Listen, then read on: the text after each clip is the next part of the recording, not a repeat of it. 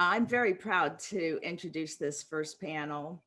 And when we first looked at the issues of social and environmental justice, one really stood out as one of the most pervasive yet almost invisible issues. It's one of the most toxic issues impacting the lives of millions of people around the globe, especially Black and Brown communities and poor communities of all colors. And it affects all of us and our interconnectedness. And we're talking about environmental racism. It's not very well understood, but we have three very courageous women today on our panel who are working on the front lines of this issue. They are powerful voices and they are forces of action that they're going to bring personal stories and look at some solutions, how we can make a more just and equitable world and a cleaner world. This is such an important topic.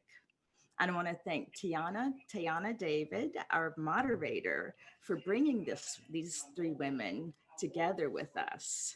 Tiana produces and directs projects that positively impact society. She worked with Deepak Chopra, producing a lecture series, and now she's in California as co-director of the online video library, Circle of Wisdom. So I want to thank Tiana and our panelists for bringing us a very powerful message. Thank you.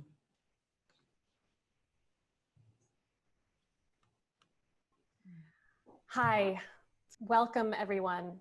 My name is Tiana David and I am the moderator for this panel where we are envisioning a world beyond environmental racism. Thank you for joining us. Shout out to Earthdance for hosting this conversation on their platform as part of the Earthdance Co-Manifestival. I'm so delighted to introduce our three guests. They are leaders in their worlds combating environmental racism, fighting for eco-justice and peace on this earth. I'm going to start by introducing Erica Ford. Erica Ford dedicated her life to the liberation of her people from oppression and racism on December 12th, 1987, and hasn't looked back. As CEO and co-founder of Life Camp, Inc., she has played a major role in architecting the New York City Crisis Management System, the New York City Mobile Trauma Units, and New York City Peace Week. So wonderful to have you, Erica. Thank you for having me. And next we'll move to Melina Labucan Massimo. Melina is Lubicon Cree from Northern Alberta. She's the founder of Sacred Earth Solar and the campaign director at Indigenous Climate Action. Melina is the host of an awesome new TV series called Power to the People, which documents renewable energy, food security, and eco-housing in Indigenous communities. This show is currently airing nationally on APTN in Canada. Thank you for being here, Melina. Thank you for having me. And Layla Salazar Lopez. Layla is a mother, a proud Chicana Latina woman and passionate defender of Mother Earth, the Amazon, Indigenous rights, and climate justice. Since 2015, she's served as the executive director of Amazon Watch, leading the organization in its work to protect and defend the biocultural and climate integrity of the Amazon rainforest by advancing Indigenous people's rights, territories, and solutions. Layla, thank you so much for being here today with us. Thank you. So these were just short introductions to the incredible work that these three women do in the world. And if you want to find out more, just go to earthdance.tv and you can read a little bit more about what they each contribute. Today, we're talking about environmental racism. Some of us kind of have an idea of what that is, but some of us aren't really clear. So for the purposes of this panel, that we can all find common ground in our discussion, I'm just gonna define it as I've learned from my research and my current understanding. So environmental racism refers to the many ways that communities of color In North America, and certainly beyond, as we'll hear about later, Black, Latinx, and Indigenous communities in particular face greater harm from environmental factors. It's understood to encompass everything from the choosing of locations for toxic industrial operations, to the proximity of power plants and factories, to higher exposure to emissions from cars, trucks, trains, planes. And it also encompasses the disproportionate harm that situations caused by climate change, like Hurricane Katrina, have on these frontline communities. So, Erica, I'm going to begin with you. Before we go on, I just want to remind our viewers to tune in.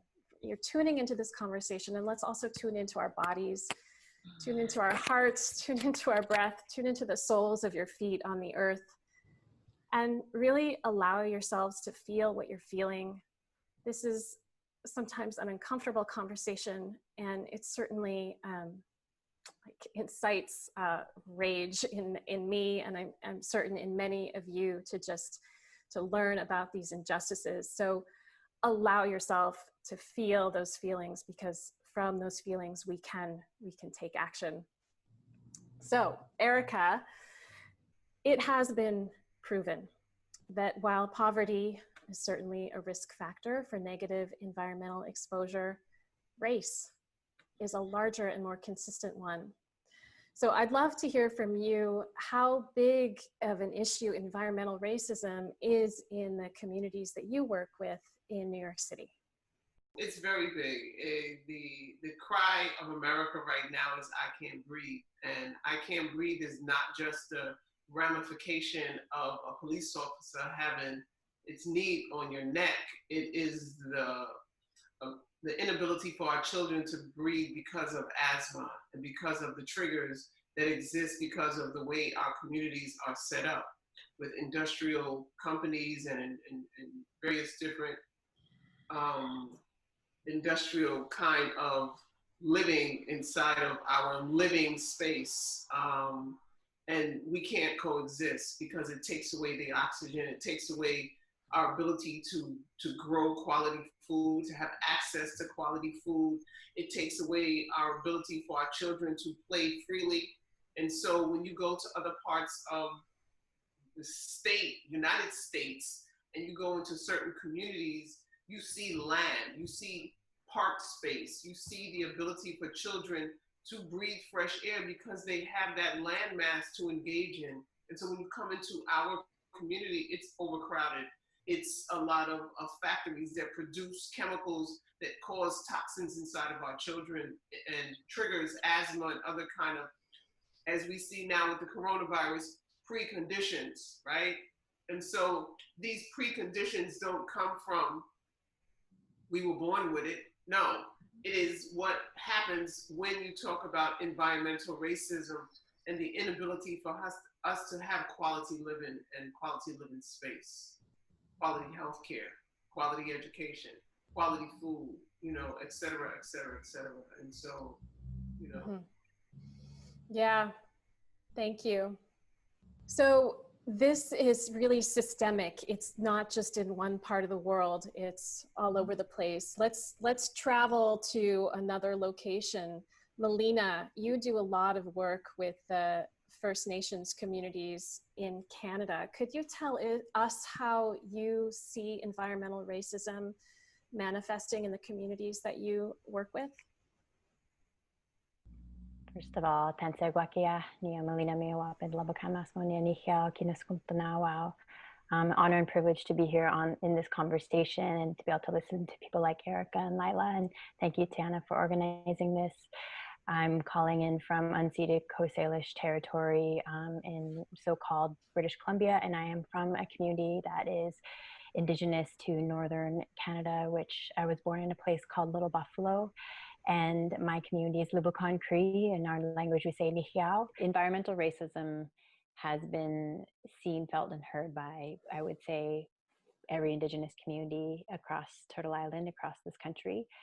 We have over 600 nations, and I can guarantee that within every single one of our nations, there is either logging, oil, gas, coal, fracking, you name it, refineries, for refinery communities across Turtle Island. If you put a map over Canada, or over so-called Canada, you will see that in and around environmental destruction and extraction zones, Indigenous communities are predominantly the ones placed right beside those extraction and sites of destruction. So it is a major issue here north of the Medicine Line, as it is in so-called America, with similar stories, I'm sure, that can be felt with Black and Brown and Indigenous communities. But I myself, to give you a little tidbit of an example of what it's like to come from a community. I was born and raised into a small Indigenous community that is in the heart of the Alberta tar sands, which is one of the biggest industrial extraction zones on the planet.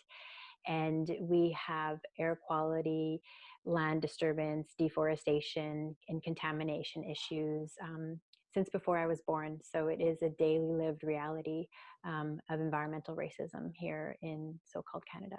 Thank you, Melina. And something that you touched on, and Erica, that you also touched on, is the invisible nature of not only the toxins that we're talking about. So often, you know, lead and arsenic and mercury and tiny particles in the air in polluted areas are not, like, they're just invisible. But also this issue is invisible, I feel, in mainstream media. So many people don't understand the issue of environmental racism, that, as you're saying, both of you, Erica and Melina, it's like, it's this burden that your communities carry that makes them more susceptible to diseases like COVID as a pre-existing health condition. All right, so Layla, we've just heard about the Indigenous communities in Canada. Now, your work largely focuses on the Indigenous communities in the Amazon rainforest. Could you tell us about how environmental racism shows up in those communities? Sure. Thank you, Tiana, and hello to everyone at Earthdance, and for taking this time to honor the sun. To honor our Mother Earth. I am calling in from Ohlone Territory, also known as the San Francisco Bay Area, and working from home like many others, and doing everything that I can, and Amazon Watch is doing everything that we can to be good allies to our Indigenous friends and families and communities and organizations in the Amazon who are facing environmental racism and are facing injustices from over 500 years of colonization. And they're facing it with COVID, they're facing it with floods, with oil spills. Half the population of the Americas were wiped out by colonization and genocide. And this is what is being brought up again during this time of COVID. During this time of COVID, that is what a lot of Indigenous peoples in South America, in North America, around the world are facing and remembering. And I want to talk a little bit about, the environmental racism that is throughout the Amazon, with industrial extraction, with so-called development in the Amazon rainforest. Oil development in the Amazon basically was developed with a policy of drill and dump. Texaco Oil Company, US-based oil company, was basically given free rein by the Ecuadorian government in the 1960s to go in, find the oil, extract it, drill it, transport it, with no policies to protect the environment, to protect the people. Because as far as they were concerned, there were no people out there that were worth protecting. There were no laws, and even if there were laws, they didn't care. That is environmental racism. That is the injustice that to this day, indigenous peoples, communities, and campesino communities who moved there were moved there by the government to set up their farms on toxic waste sites. That is what they're suffering to this day. Texaco set up an oil infrastructure in the middle of the Amazon and dumped over 18 billion gallons of toxic wastewater, the formation waters and drilling muds that contain arsenic, cadmium, mercury, toxic chemicals into the water, into the land, that have caused a cancer cluster in the middle of the Amazon rainforest. And what happened after that? Other companies followed. They said, well, Texaco did that. We're going to do the same thing in Peru. And that's exactly what Occidental Petroleum did. And we sued them in conjunction with the Achuar people of Peru and won. Texaco, later Chevron took over Texaco and was sued for almost 20 years, and they were found guilty. And to this day have not paid a dime, but they paid billions of dollars in lawyers to fight this. And they literally said to us, we will fight this till hell freezes over. This is environmental racism at its core. And I'll stop there. Wow, Layla, that is so highly unjust and disturbing. And while those oil companies have not paid a cent, the indigenous people whose land they invaded and colonized for these extractive industries have paid with their lives. Mm-hmm. Their children, I know, are born sick. So it's just, what are our values as humanity, as humans? And maybe Layla, let's just stick with you for one more brief question, which is, the author Harriet Washington calls environmental racism a slow violence. Mm. And, you know, the roots are just so deep. What's at play here that allows environmental racism to ensue? What are the forces driving it? Well, it's a system. And I think, you know, I think at this time in history, that is so tumultuous and so painful. You know, I think that, you know, the world is seeing what's been there all along. You know, we're seeing the violence that is racism in front of us. But that racism is also the, you know, it's a criminal justice system. It's a police brutality. It's also the way that business is done, the way that development is done on the lands of indigenous people, where on the lands of Black and brown people. I mean, think about it. You drill for oil in the middle of the Amazon on territories of indigenous people without their permission, without their consent. You drill and dump. You transport that oil across a country. You send it to refineries halfway around the world to contaminate and pollute those communities.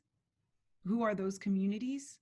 I'm thinking about Richmond, California, right here in our backyard. I'm thinking about El Segundo in Los Angeles. I'm thinking about Houston, Texas. All of these places are places where Amazon crude goes. So it's extracted, where at the point of extraction, it's contaminating, violating the environment and the people, and at the point of refinement.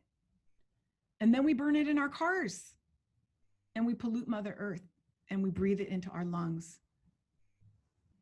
Mm-hmm. Erica, I'd love to hear your thoughts on that same question. What is allowing this systemic racism, that one of the ways it manifests is environmental racism, what is allowing it to continue?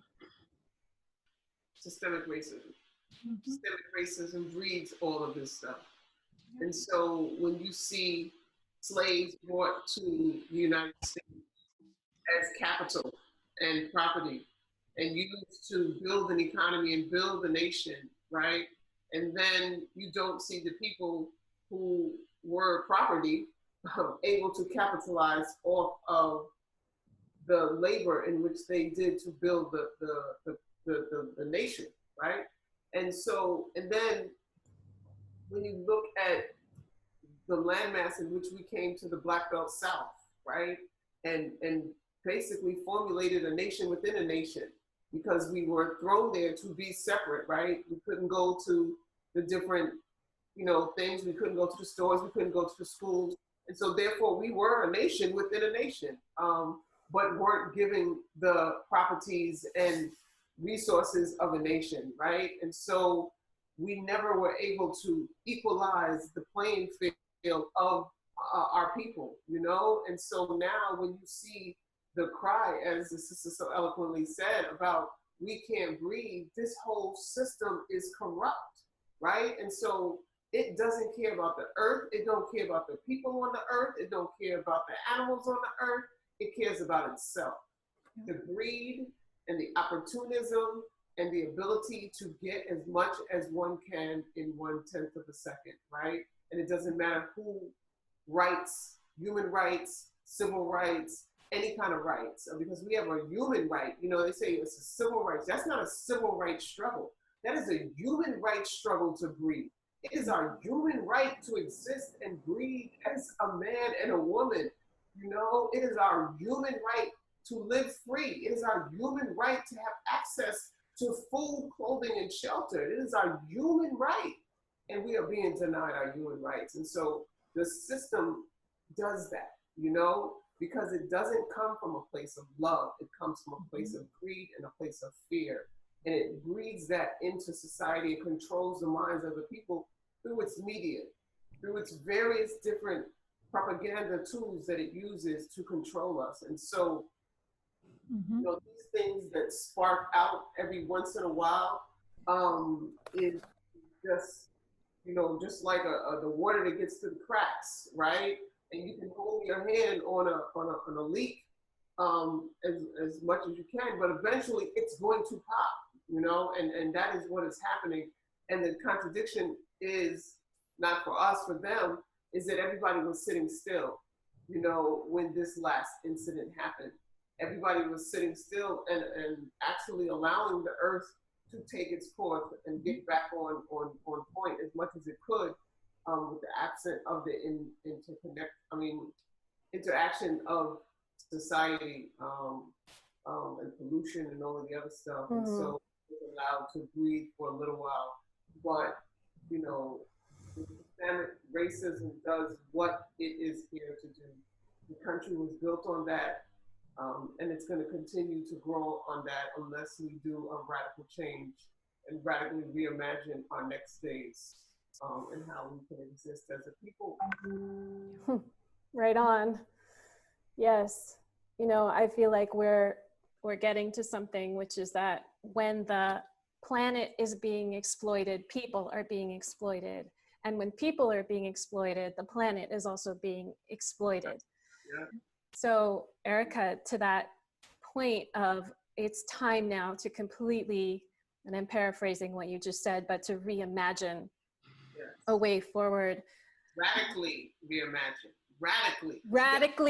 Radically reimagine a way forward. Exactly. So, Melina, could you, first of all, please add to what Layla and Erica have spoken to in terms of what is continuing to allow this injustice to persist, if you have anything to add.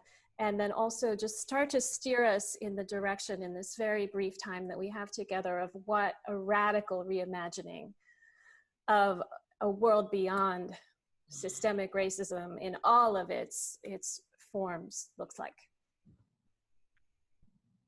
Hi, thank you. Yeah, just to add, for us as Indigenous folks up here, I agree, it is capitalism, and it's also colonial values of patriarchy, domination, and violence against the earth being directly connected to violence against Black and Brown and Indigenous bodies, and violence against women as well. And I think the value that is fundamentally less value placed on Black and Brown and Indigenous bodies. But I think it also comes from this disconnection from Mother Earth, which I think is a part of what we call decolonization, when we are reconnecting ourselves back to Mother Earth, which, you know, the social fabrics of our community has been torn apart by colonial policies and systems of oppression.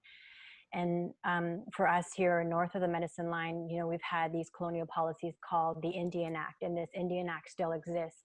And there's been different iterations of the Indian Act since the 1800s, which forcibly removed children from our communities.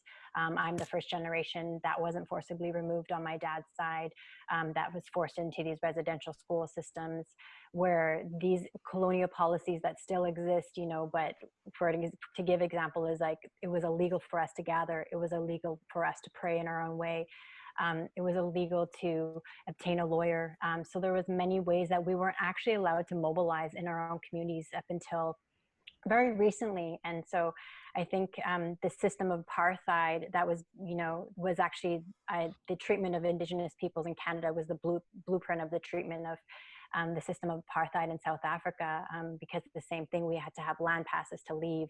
So it was a very difficult time to organize, but yet our people still persevered and came out, you know, living. You know, our first Prime Minister of Canada said, "Kill the Indian in the child." And so it was very much the thought to kill us and like let us become the shells of who we are. And I think what we see with decolonization is that we refuse to be shells, and what we would call, you know, racist terms of like apples or coconuts or bananas, all these horrible ways in which we have the skin of the people of our ancestors, but the inside is the heart of a colonizer. And so the system of what we're trying to employ is systems of decolonization. So we undo the colonial mind that a lot of times has been imposed so heavily and drastically upon all of us. And so it is kind of taking out these pieces and these systems of racism that we inherently have had with internalized racism, but also lateral violence that we see within our communities because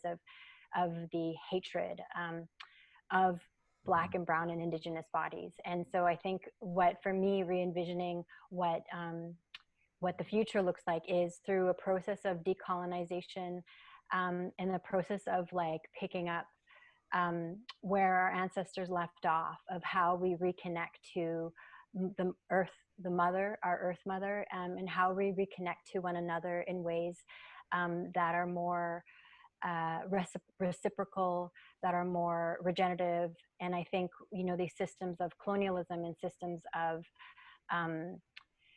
oppressive colonial systems are basically don't allow us a lot of times to connect with those things. They try to forbade us, and they tear apart the social fabrics of our communities, and in the traditional ways in which we would govern ourselves, the traditional ways in which we would work with one another, and in collective decision-making processes, which, you know, a lot of Indigenous communities had a matriarchy. And so I think that's why we talk about bringing back the matriarchy.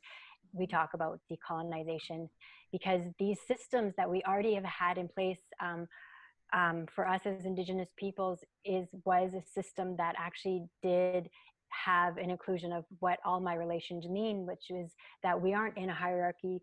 We are always looking at the equity and equality of all living beings, not just humanity, but all of our four-legged ones, our two-winged ones, our fish nations, all of the different animals and people that live on this earth, that we are all equal, but, you know, bringing back the ways in which we live that actually embody equality, not just by speaking that. So that's what I'll just say real quick, because I know we're running out of time. Well, thanks, Melina. You know, you're just making me think that we have actually been dehumanized. We have been sold this story, this false narrative of what, you know, life looks like, and that it is about accumulating more wealth and more status, more power, which involves always exploiting the earth to get more stuff. So yes, like remembering who we really are, and that we are children of Mother Earth, And once we remember that, we don't harm Mother Earth. We do everything we can to stand up for her, to protect her, because she is our life source, our life force that animates everything. So let's just take a moment, and I want to remind those of you tuning in to this broadcast to tune back into your bodies and feel what you're feeling, hearing these accounts. Just breathe, because it is our birthright, all of us, every single one of us. And don't disconnect from your feelings, because feelings can spur us into action, and action can create outcomes that make a difference. So, Erica, is there hope? Can we turn this around? What does the future look like? And how can we all plug in and put an end to environmental racism? What would you recommend to the people watching, how we can all be a part of the solution? We see it.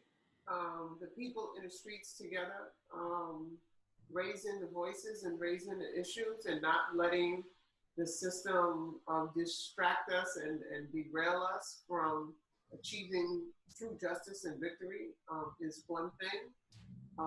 Elevating our consciousness and becoming more aware and knowledgeable about the true history of our people, about who our real enemies are, and stop fighting each other, and stop moving from a place of judgment and jealousy and envy and comparison, and just being centered in who we are and what is our purpose on life, even in death, because some of our purpose in life is our death, and our death sparks something that gives life to millions and trillions of people in the universe, and that is the purpose of some individuals, because that is their purpose and their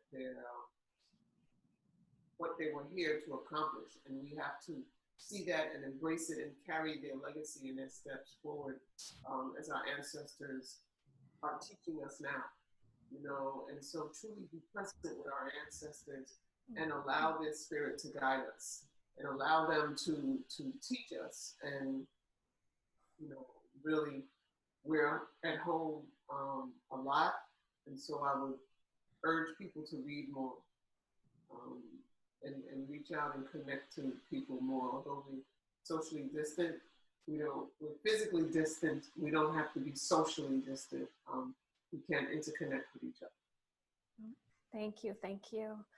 And final thoughts from you, Layla, and also where people can learn more about Amazon Watch.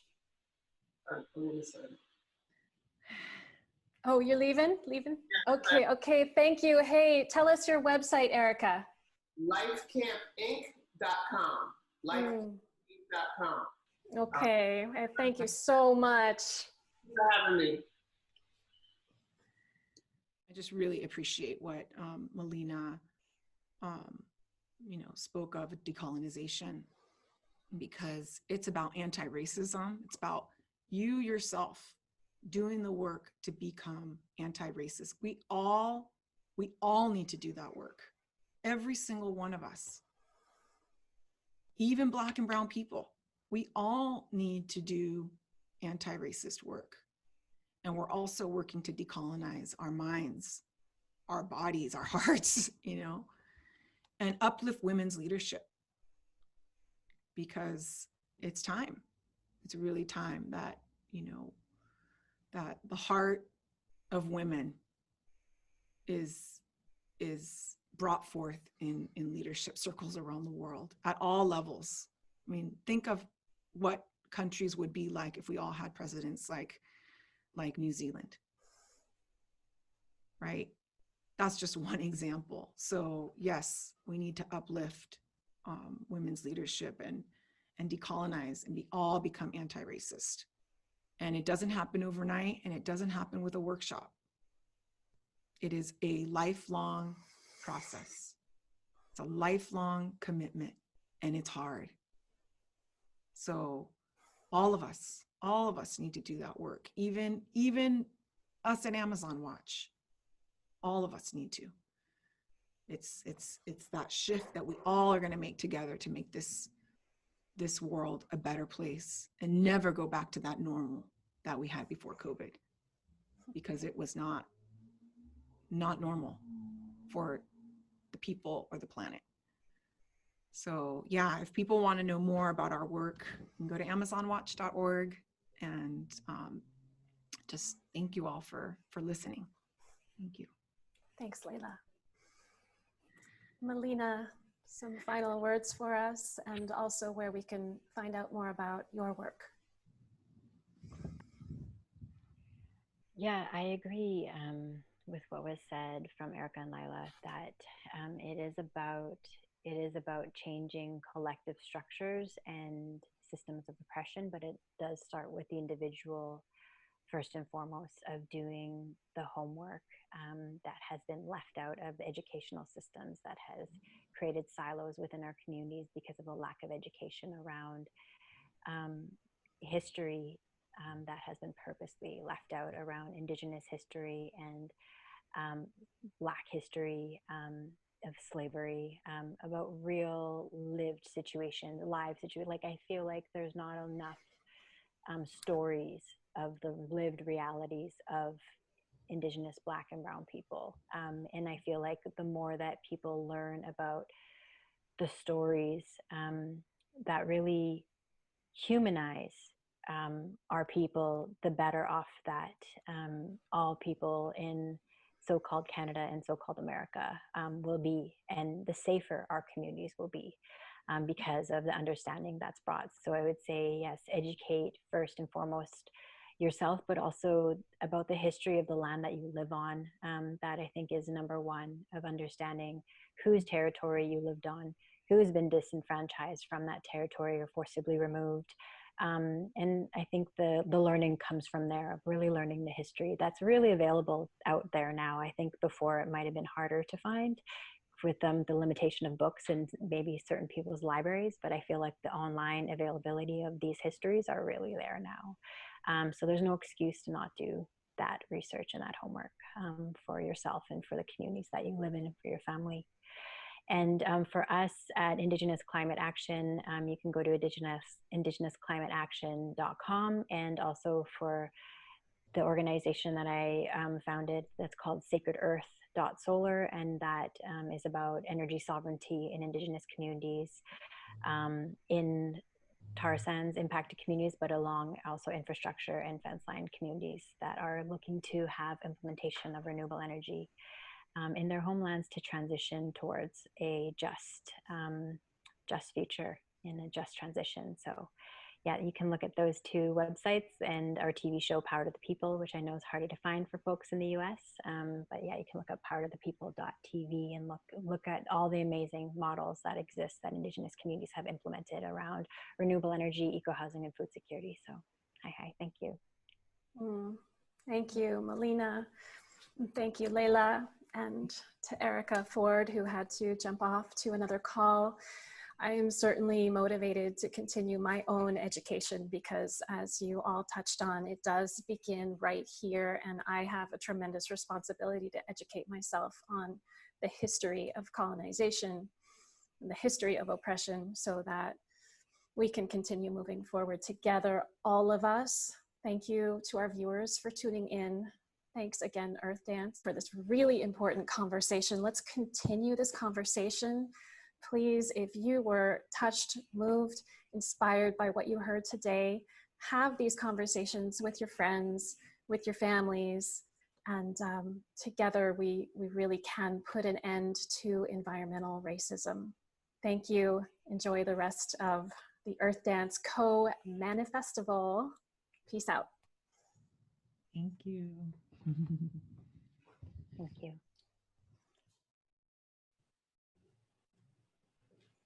Wow. Wow. That was just an incredible, powerful, and important conversation. And I really want to thank Layla, Melina, Erica want incredibly courageous women. And thank you, Tiana, for bringing us together. And I really encourage everyone to continue this conversation and to really educate yourself about this history of oppression, of colonization. And remember, we're really all children of Mother Earth. And these women represent some of our communities who have not forgotten that. And I believe it's our responsibility to remember them, learn from them, respect them, and protect them. And I encourage you to go to the donate button at the top of the screen and give generously.